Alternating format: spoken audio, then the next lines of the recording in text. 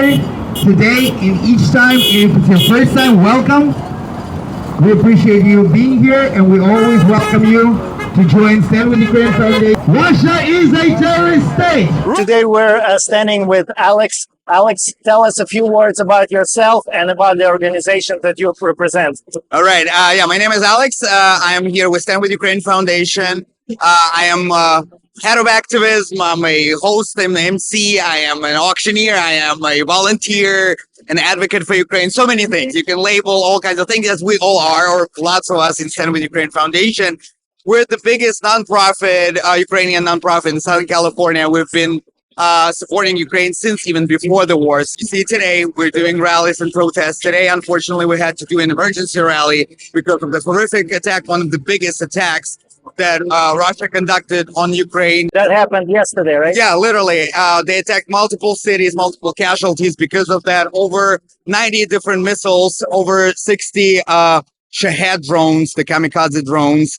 The largest hydropower plant was hit multiple times. One of those hits fell on a trolley bus and killed everyone inside it. Everyone burned alive, essentially, in that. The reason to stand here today is to remind people in Los Angeles today of this war. Right. The war is still going on. Exactly. It's more violent than ever. Right. Yeah. And we want people to see these blue and yellow flags. Absolutely. And to realize it's going on. People are dying. Right. In great numbers right now. Yeah. And a lot of these people, they have a lot to do with this, right? Right. Because with their voice, with their opinions, they can influence their politicians. Absolutely. They can reach out to, as a constituents, to their senators and representatives, Right. and tell them, please send the help to Ukraine. Yeah. The interesting part of that, 90% of that money stays in U.S. actually.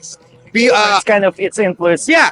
It creates jobs. Right. It creates the manufacturing opportunities and jobs again. It brings more money to this country than it is given away. It's a common misconception that all this money is unchecked and given, To be honest, a lot of people know about this. Right. Because we've conducted some interviews, and people know that actually helping Ukraine kind of makes America a little bit richer, Exactly. But, at the same time, there's like alternative narrative. So, no, it's because of this help. Right. That's why we're suffering. Yes. That's why our gas prices are rising. And it's a part of that Russian propaganda that we all are fighting against for over 2 years, technically for over, decade at this point, because war in Ukraine didn't start just 2 years ago. Yeah. It started 10 years ago.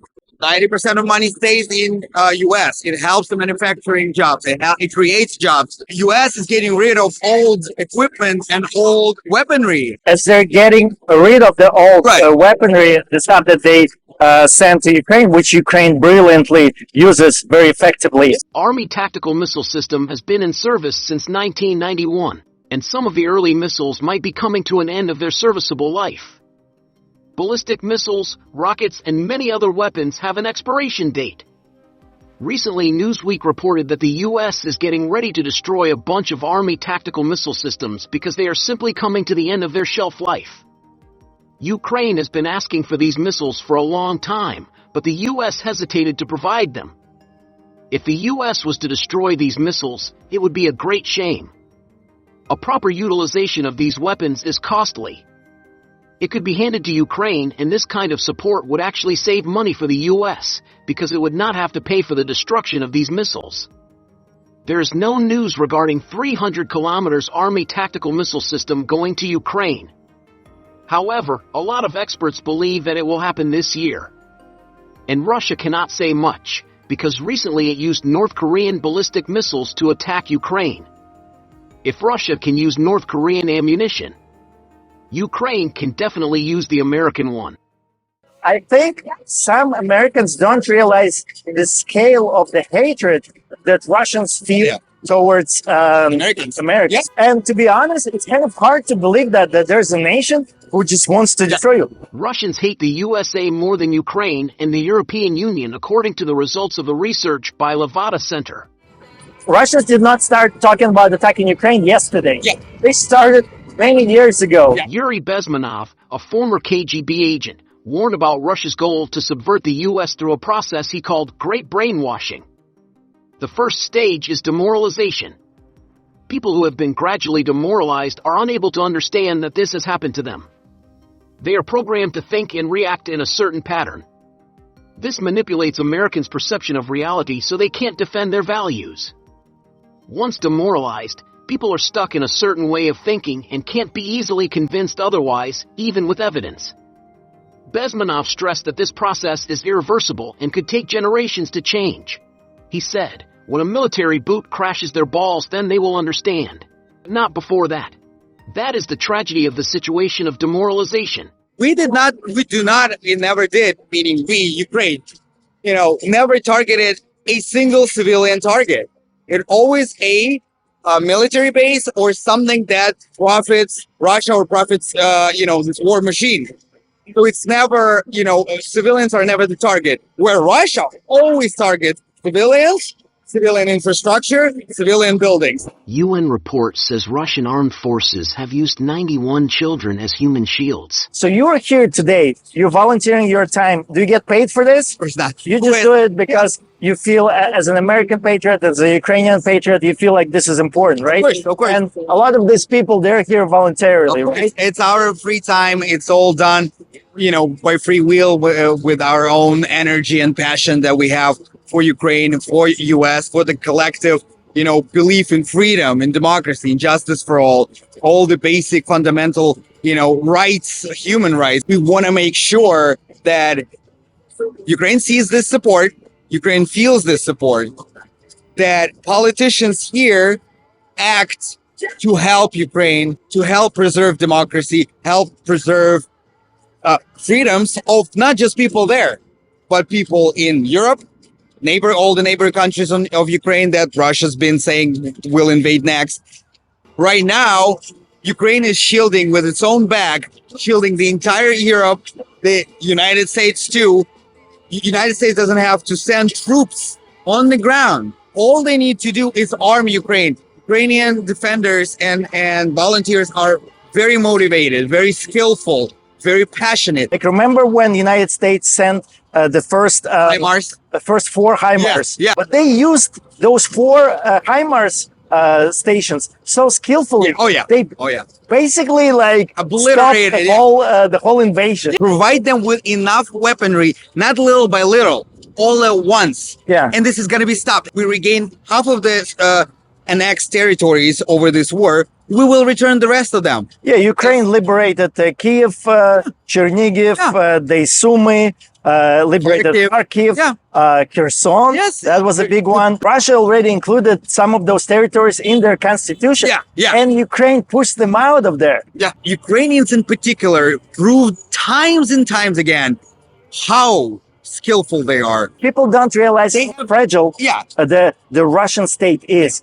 They are built on this greatness. Greatness is also part of a propaganda. Yeah. It's that belief that they're the second strongest, army in the world. It's been proven times and times. They're demotivated. They are not interested in doing this. They don't understand why they're doing it. They're just being sent to be killed. That's it. They're just piling bodies. Have you heard anything about that organization of the freedom of the Russian nations? The Free Nations of Post-Russia Forum participants set as their goal the disintegration of Russia into several independent states.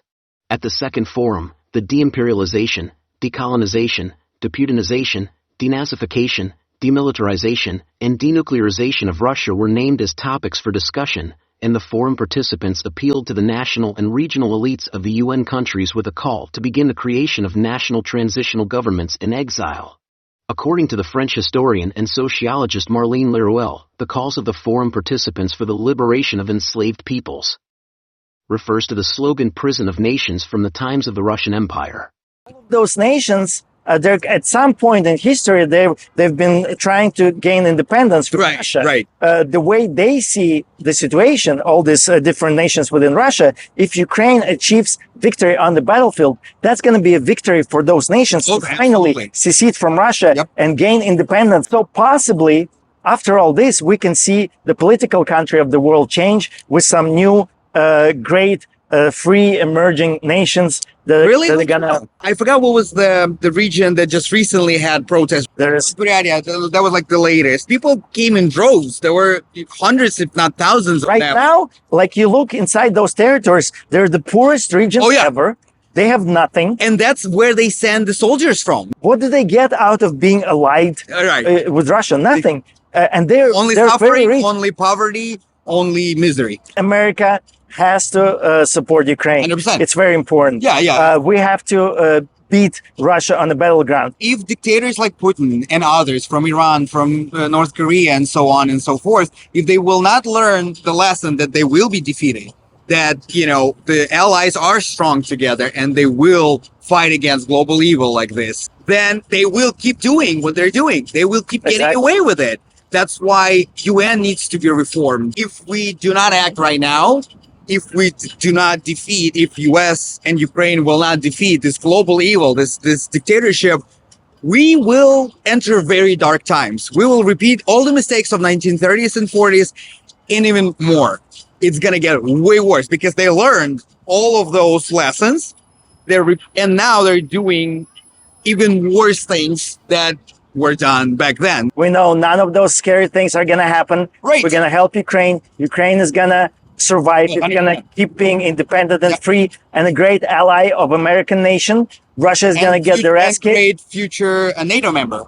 Exactly. Ukraine will become such a strategic partner for NATO, one of the strongest allies in NATO because of all the battlefield experience, because of all the experience with weaponry. We have the secret formula. 100%. Yeah. And that's why it's so important to make this, to finalize this, to return all the territories, help Ukraine return all the territories back, prosecute all the war crimes, prosecute Putin specifically, and restore world peace and world order. I definitely want to thank you for doing what you're doing. Absolutely. And for taking a couple of minutes speaking to us. And please continue what you do. And good luck to Ukraine and to United States. Exactly. Thank you so much. Well, here we are.